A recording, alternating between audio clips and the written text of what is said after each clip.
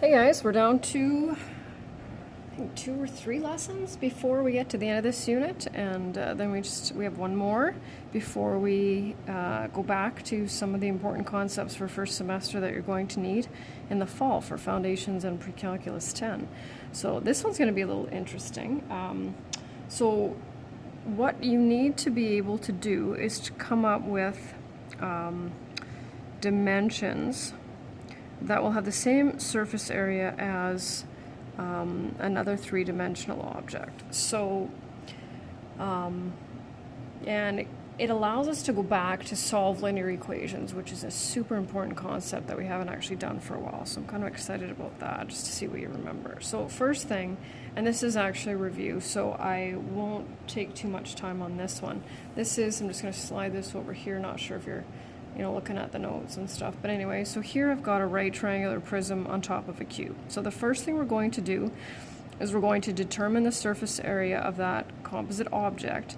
And then what we're going to do is determine dimensions of a rectangular prism that will have that exact same surface area. So lucky for us, it's not a simple trial and error, because my goodness sakes, that would take forever. So bear with me here. Okay, same setup as before. So where we just calculate all the individual ones. And so like I said, I'm going to fly through this because this should be something that you're fairly comfortable with right now. Just a reminder though, when it comes to that right triangular prism, you've got to make sure that your length and width are correct. Base and height are interchangeable, but the length and the width have to be are very specific, otherwise they won't work at all. So, and I can see here now that I've only got 3 dimensions, so I'm gonna just do this. Here's our width, and then this we've got the base, and then we've also got the length of the hypotenuse. So we need to calculate the height. That's what we're missing. So we will of course use Pythagoras. 8 squared plus h squared equals 10 squared. And so I'm going to go 100 minus 64, take the square root of both sides, and then I end up with 6 yards. So that's that work for that. So now when I go back and you can see this, it makes a little bit more sense, hopefully. And so when I work that out, I get 216.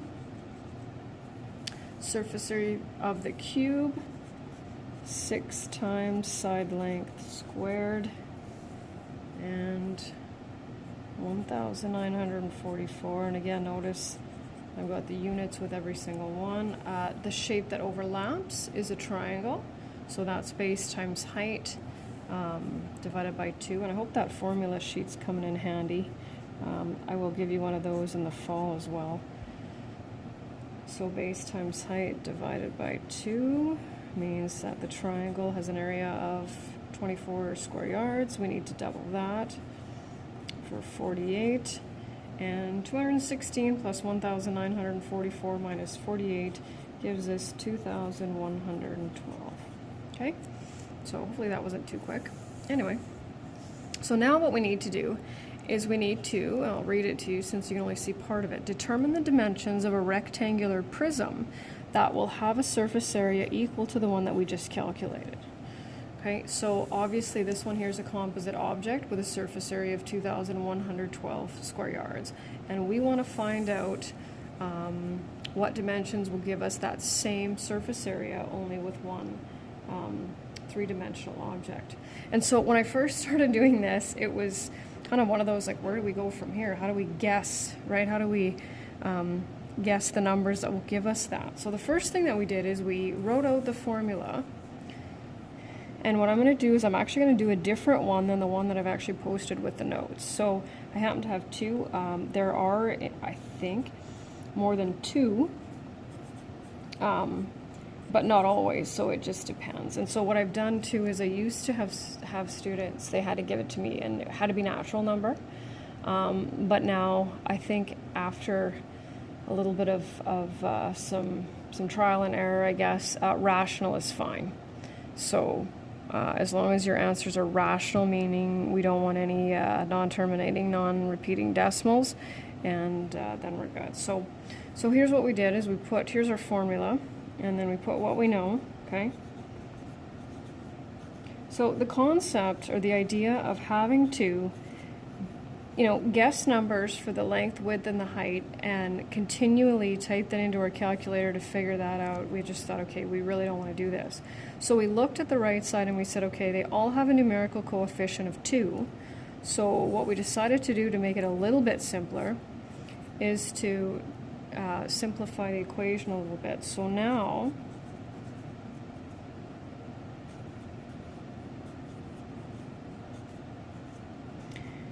that's what we're looking at. So we need to find 3 numbers where, right, when we multiply them together, in these combinations, we end up with 1056. So it's interesting, and this is where we get to try it. So here's what I'm going to do. I'm going to try.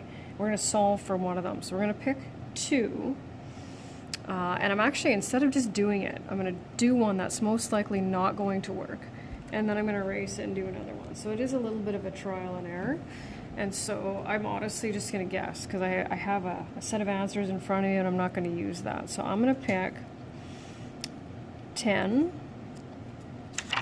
Oops, there we go. I'm going to go with 10 well, I guess I need a slightly larger number, right? I'm going to try to solve and see if I can figure this out. You know what? I'm going to go 10 for that. So I'm going to pick 2 of them. So I've picked 10 for the length and 8 for the width. So I'm going to leave and I'm going to solve. This is what I'm going to do is I'm going to solve for h. So do you see what oh shoot, you can almost see what I've done there. There we go. So I've put the 10 in for the L and the 8 in for the width. And I'm going to see if I can make this one work. And who knows, this may work out. I honestly have no, oh shoot, I screwed that up. Can't deal with 2 variables, can we? Can only deal with 1. That's what I meant to do. There we go. So 80 plus 18h. So how do I solve for h? Well, I'm going to subtract 80 from both sides. So I get 976 equals 18, and I'm going to divide by 18. I get a repeating decimal. Wow. Dang it. So I'm going to try something else. And I did say rational, so technically we could leave that, but it's trickier to check. I'm going to try another one. I'm going to try, and I'm just going to do this one on my calculator. I'm going to try 10 and 6, and I'm going to see if that works. 60, I was hoping to luck out there, equals divided by 6. Oh, it did work, so I'm going to change that. So I don't end up with 3 natural numbers, but I do end up with 3 rational numbers. So I did this. Changed it a little bit and kind of just, and I never wrote them all out. I usually just started, once I got in the kind of habit, I would just start typing it into my calculator.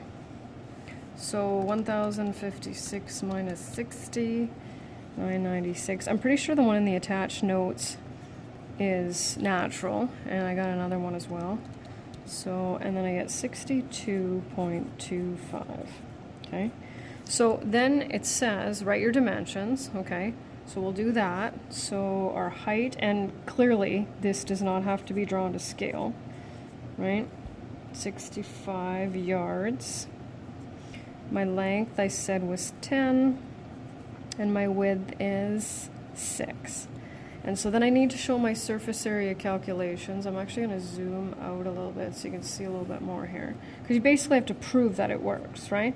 So going back to the original formula, so 2 times 10 times 6 plus 2 times 10 times 62.25 plus 2 times 6 times 62.25. I know you can't see it all, but you'll be okay.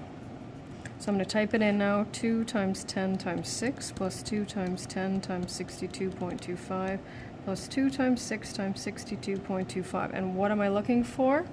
That right there. And there it is. And what I'll do is I'll just show you another one.